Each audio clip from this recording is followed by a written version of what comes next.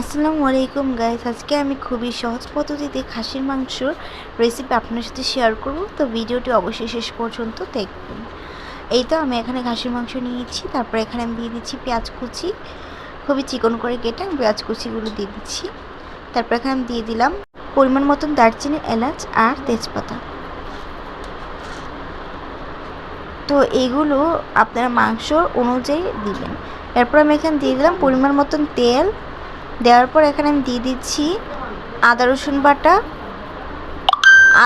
বাটা। দেওয়ার পর আমি এখানে দিয়ে দিলাম জিরের গুঁড়ো, তারপর দিয়ে দিলাম ধনিয়ার গুঁড়ো, আর এখন দিয়ে দিয়েছি গরম মশলা গুঁড়ো। দেওয়ার পর দিয়ে দিলাম স্বাদ মতো লবণ। এখানে আমি দিয়ে দিলাম মরিচের গুঁড়ো, হলুদের গুঁড়ো, আর দিয়ে দিলাম একটু রাঁধুনি মাংসের মশলা, আর দিয়ে দিয়েছি সামান্য একটু পরিমাণে টক দই। তারপর সবগুলো মশলা একসাথে হাতে মাখিয়ে নিচ্ছে ভালো করে, দেখুন কতটা ইয়াম্মি লাগছে। এরপর এখানে একটু পেঁয়াজ বসিয়ে তেল দিয়ে তারপর মাংসটাকে দিয়ে দিয়েছি। এখানে দুইবারে পেঁয়াজটা ইউজ করা হয়েছে।